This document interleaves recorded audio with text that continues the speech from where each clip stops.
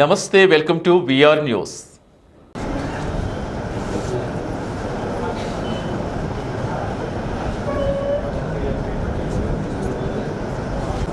అందరికీ నమస్కారం అండి. ఈ ప్రకాశం జిల్లా ప్రజా పరిషత్ సర్వసభ్య సమావేశానికి శాశ్వత ఆహ్వానితులకి అందరికీ ఈ సర్వసభ్య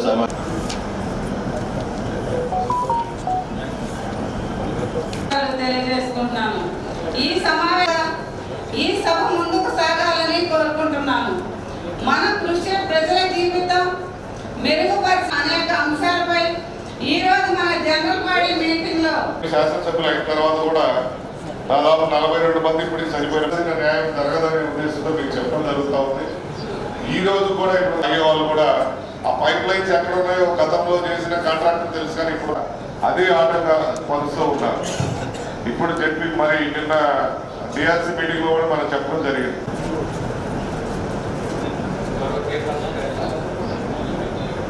ఇంకా 12 నెలలు చనిపోయారంటే మీరు ఆలోచించండి.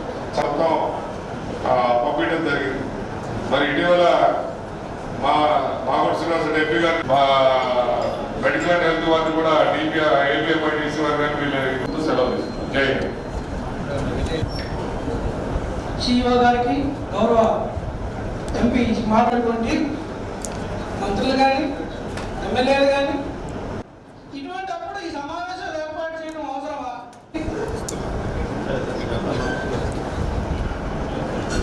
జూలైలో మనకి మిడిల్ కాంపోనెంట్ ఫైనలైజ్ అవుతుంది. అంటే ఎంత అమౌంట్ వస్తుంది, ఎంత మనం అలాట్ చేయాలి వచ్చు.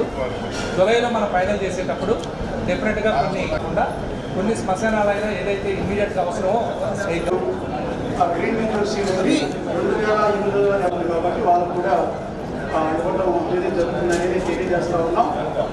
అదే ఆర్డబ్ల్యూఎస్ అనేది ఈ శాఖ గురించి మనం మాట్లాడుకుంటున్నాం కాబట్టి మంచినీటి సరఫరా అనేది చాలా అవసరం ప్రతి ప్రాంతానికి కూడా.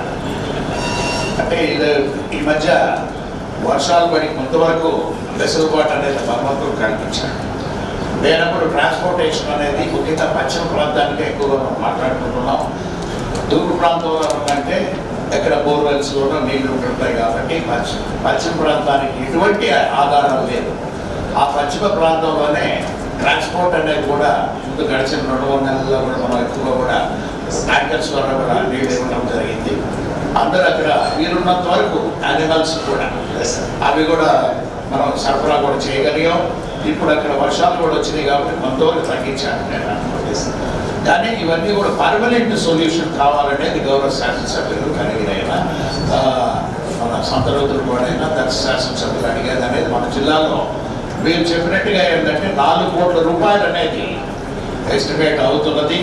ఏ ప్రాంతాలకు కారవుతుంది అన్నారంటే ఎస్సీ గారు ఇది 4 కోట్లు ఏంటంటే కంపెనీ మేము మొత్తం మనకున్న హ్యాబిటేషన్స్ అన్నిటికీ ఉపయోగపడుతుంది. 188 హ్యాబిటేషన్ సప్లై ఇస్తున్నాం సార్. వాటికి కూడా ఈ వాటర్ షార్ట్ ఫాల్ వల్ల ఇంకా మిగతా గ్రామాలకు కవర్ చేయలేని స్థితి ఉంది సార్.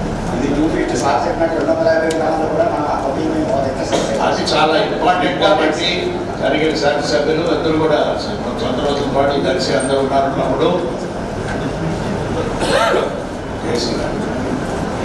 మేము మార్నింగ్ ఒక గ్రామానికి వెళ్ళాం. ఒక లేడీ దాదాపు అక్కడ ఉన్న మీ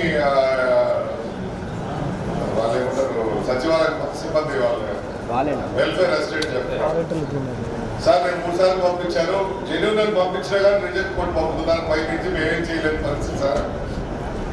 ఇప్పుడు ఆ రిజెక్ట్ కొట్టినప్పుడు రీజన్ మీరు వాళ్ళు భర్త చనిపోయాడని క్లెయిమ్ చేసి ఆల్రెడీ భర్త చనిపోయినాడు, ఊళ్ళో ఎంక్వైరీ చేసి తెలుసు, భర్త బతుకున్నాడని చెప్పేసి ఆ పెన్షన్ రిజెక్ట్ కొట్టారు. కాబట్టి ఈ టైం కాదు కదా, ఎప్పుడైనా సరే ఆ బెనిఫిషియరీ ఇప్పుడు 3 సంవత్సరాల నుంచి ఆ పెన్షన్ కోల్పోతూ ఉంది. కానీ యాక్షన్ ఏం జరగడంలా. వాళ్ళు ఎన్నిసార్లు పైకి పంపించినా మీరు ఏదో చిన్న రీజన్ పెట్టలేదు. ఇప్పుడు అదే చెప్తున్నా, చీరల తిన్న గ్రామంలో ఈరోజు వెళ్ళాం మేము మార్నింగ్ పెన్షన్ పంచుకున్నాం. ఆ లేడీ అంతా 4,000 తీసుకుంటుంటే బాధపడుతూ అక్కడ ఏడుస్తాం. అక్కడ వెల్ఫేర్ అసిస్టెంట్ అడిగితే సార్ నేను నిజంగా నేనే పంపించాను సార్ 3 సార్లు, కాంప్లికేటెడ్ కేసు, బట్ పైన యాక్సెప్ట్ చేయడం లేదు సార్, రిజెక్ట్ కొడతానే ఉన్నారు sir. It is happening. Not మీరు నిన్న వచ్చే ఇప్పుడు మీరు లాస్ట్ చెప్పేది నేను మొన్న వచ్చాను సార్ అని చెప్తాను. నాట్ ఓన్లీ దిస్ సార్, వాళ్ళు ప్రజలు ఎక్కడికి పోవాలో అర్థం కాని పొజిషన్. ఇప్పుడు ఆధార్ కార్డులో పొరపాటు గవర్నమెంట్ సైడ్ జరుగుతుంది. ఆ రెక్టిఫికేషన్ ఎక్కడో చెప్పండి, మీరే జేసీ గారు జాయింట్ కలెక్టర్. మెయిన్గా ఏంటిదంటే ఎగ్జిస్టింగ్ సిపిడబ్ల్యూఎస్ స్కీమ్స్ చాలా రోజుల నుంచి ఉన్నాయి. ఆ సిపిడబ్ల్యూఎస్ స్కీమ్స్ మెయింటెనెన్స్ సరిగా లేదు, అంటే మన అనుకున్న లెవెల్కి లేదు. సరే వచ్చే స్కీమ్స్ గురించి తర్వాత సంగతి. ఇప్పుడున్న స్కీమ్స్ మేము గమనించింది మరి ముఖ్యంగా మా కాన్స్టిట్యున్సీలో ఈ సిపిడబ్ల్యూ మెయింటెనెన్స్ సరిగా లేదు, అందుకని వాటర్ సరిగా క్వాలిటీగా రావాలి. సో నేను దీంట్లో గమనించింది ఏంటిదంటే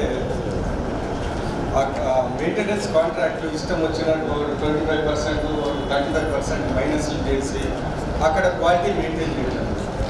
ఎందుకంటే మీరు బ్రహ్మాండంగా ఎస్టిమేట్స్ చేసి ఉంటారు, ఎస్టిమేట్స్ చేస్తే ఒక 5% అంటే వాళ్ళ ఎఫిషియన్సీ వల్ల 5% ఉంటుంది. 30%లో 25% తగ్గించిందంటే మిమ్మల్ని మీరు గ్యారెంటీకి ఏదో వదిలేస్తారని భావంతోనే వాళ్ళు చేశారని నా భావన. అందుకని ఈ ఆపరేషన్ అండ్ మెయింటెనెన్స్ రాబోయే కాలంలో మంచి కాంట్రాక్టర్స్కి ఇచ్చి ఏదో తూతూ మంత్రం కాకుండా మీరు కూడా, ఎందుకంటే మీరు గట్టిగా పర్యవేక్షిస్తే ఎవరు చేయడం. అది దీని మీద నేను నాకు అనేక కంప్లైంట్స్ వచ్చాయి, నేను కూడా దీన్ని మానిటర్ చేస్తాను. రెండో విషయానికి వస్తే జేజేఎం మా సంతోషపాటి కాన్స్టిట్యున్సీ సెకండ్ ఫేజ్లో ఉన్నట్టుంది. సో నేను అనేది ఏంటంటే మాది ప్రతి ఊరికి మాకు వచ్చే విధంగా ఏంటంటే సంతనూతలపాడు కాన్స్టిట్యున్సీలో ఫ్లోరైడ్ ఉంది, సాలినిటీ కూడా ఉంది. మా కలిగి రంగంతా ఫ్లోరైడ్ ఉంది, సాలినిటీ అనేక సినిమా ప్రాబ్లమ్స్ ఉన్నాయి. సో అందుకని మీరు ఖచ్చితంగా సెకండ్ ఫేజ్లో అన్నీ చూసుకొని ఫస్ట్ ఫేజ్లో ఉన్న ఏమైనా ఇబ్బందులు ఉంటే అవన్నీ సెట్ చేసుకొని మా సెకండ్ ఫేజ్లో ఖచ్చితంగా ప్రతి ఊరికి ఇవ్వాలన్న అనేది నేను కోరుతాను. గౌరవ సభ్యులు అడిగిన శాసనసభ్యుల వారు, పార్లమెంట్ సభ్యుల వారు అడిగిన అన్ని కూడా నోట్ చేసుకోవడం జరిగింది. కొన్ని విషయాలకి ఇక్కడే సమాధానం చెప్పడం జరిగింది, మిగతా వారికి రిటర్న్ గా కూడా తీసుకోవడం జరుగుతుంది. సో ఏదైతే ప్రజా సమస్యల మీద మీరు ఇక్కడ ప్రస్తావించారో అన్నిటి కూడా ఎప్పటికప్పుడు చేయడం జరుగుతూ ఉంటుంది. అట్లాగే మరి మా అధికారులందరూ కూడా అంతా సమసిద్ధంగా ఎక్కువ ఉంటారు. సో ఏది అడిగినా ఆన్సర్ అడిగానే పెట్టి బాధ్యతగా చేస్తున్నారు. సో కొన్ని టెక్నికల్ ఇష్యూస్ మీద కూడా కొన్ని వివరాలు అడిగారు, అవి కూడా మేము చేయడం జరుగుతున్నారు. సో ఈరోజు ఈ సమావేశానికి చేసినటువంటి అందరికీ మరోసారి నమస్కారాలు తెలియజేసుకుంటూ, కోవిడ్ అనేది మంది వచ్చినట్టుగా మనకి ప్రభుత్వం వారు కూడా కోవిడ్కి అడ్వైజరీ పంపించడం జరిగింది. సో దయచేసి మీరు కూడా గ్రామాలంటే కోవిడ్ మీద మనకి అవగాహన కల్పించాల్సిందిగా కోరుతున్నానండి.